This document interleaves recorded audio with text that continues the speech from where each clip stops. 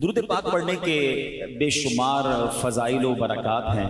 کعبے کے بدر الدجا، طیبہ کے شمس الضحیٰ صلی اللہ تعالیٰ علیہ وسلم کا فرمان عالی شان ہے، قیامت کے دن لوگوں میں سے سب سے زیادہ میرے قریب وہ شخص ہوگا جو مجھ پر سب سے زیادہ درود شریف پڑھتا ہوگا۔ اب یہ بظاہر تو ایک لائن ہے، ایک جملہ ہے حدیث میں، ویری شارٹ حدیث، مگر اس حدیث میں جو انعام چھپا ہوا ہے نا، وہ اگر آپ امیجن کر لیں، وہ سمجھ لیں تو یقین کریں کہ ایک ہی فضیلت درود پاک کے لیے کافی ہے کہ بندہ بس درود پاک کو اپنا وظیفہ بنا لے۔ حضرت قبلہ مفتی احمد یار خان نعیمی مشہور مفسر قرآن ہیں، اس حدیث پاک کی شرح میں فرماتے ہیں قیامت میں سب سے آرام میں وہ ہوگا جو نبی پاک علیہ الصلوۃ والسلام کے ساتھ رہے گا۔ اور حضور علیہ الصلوۃ والسلام کی قربت کا طریقہ کیا ہے، نصیب ہونے کا ذریعہ کیا ہے؟ وہ درود شریف کی کثرت ہے۔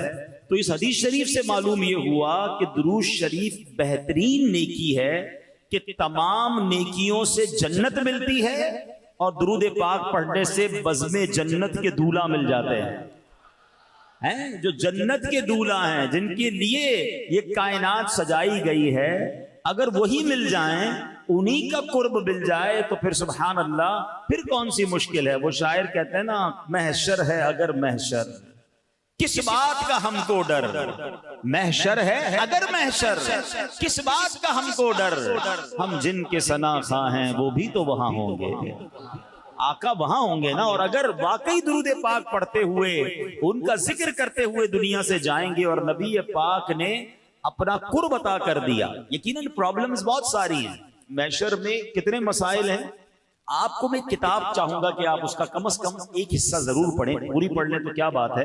بہار شریعت، مفتی امجد علی اعظمی صاحب نے کتاب لکھی ہے۔ بہار شریعت کا جو پہلا حصہ ہے نا، وہ ایمانیات پر ہے۔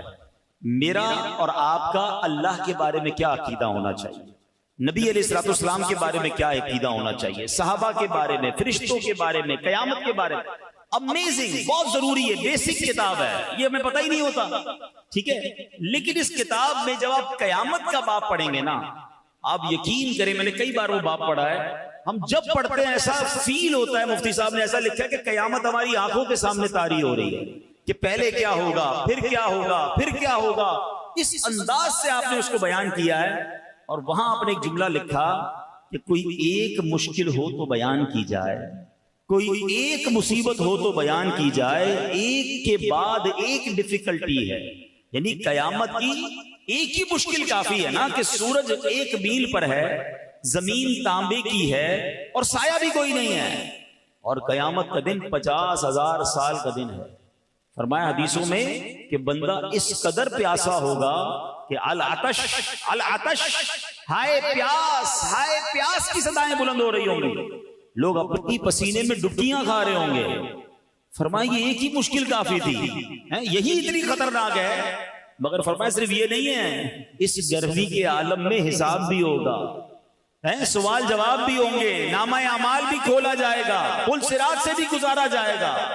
اب امیجن تو کریں کتنی مشکلیں ہیں، اللہ اکبر۔ مگر اتنی ساری مشکلوں کو جب آپ دیکھتے ہیں اور پھر جب ایک ذات پاک کی طرف توجہ جاتی ہے تو پتہ چلتا ہے کہ ہر مشکل کا اگر کوئی سولوشن ہے تو جناب رسول اللہ صلی اللہ علیہ وسلم کے پاس ہے۔ اعلیٰ حضرت لکھتے ہیں نا، سنتے ہیں کہ محشر میں صرف ان کی رسائی ہے، سنتے ہیں کہ محشر میں صرف ان کی رسائی ہے، گر ان کی رسائی ہے لو جب تو بنائی ہے۔ آقا کی رسائی ہے، اور اگر کوئی امتی آقا کے قریب ہو گیا، پیاس بہت ساری لگنی ہے، بالکل بات ٹھیک ہے، مگر اس دن ساقی کوثر کون ہوں گے؟ جام کوثر پلانے والا تو آقا ہی ہوں گے نا۔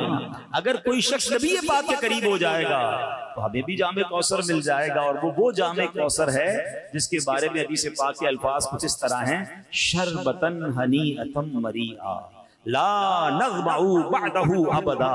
فرمایا ایسا شربت ہے، ایسا پیارا پانی ہے جو ایک بار پی لے اسے کبھی پیاس ہی نہیں لگنی ہے۔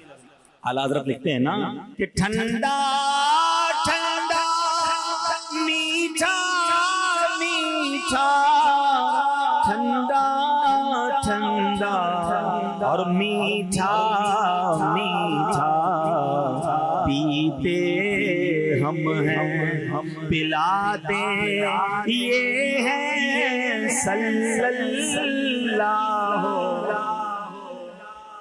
यानी आप देखिए जो भी मुश्किल है, अच्छा और क्या मुश्किल है, नामा अमाल खोले जाएंगे, ऐब खुल जाएंगे, इतने गुनाह हैं सबको पता चल जाएगा। जो पर्दा ढका हुआ है वो पर्दा खुलने का अंदेशा है।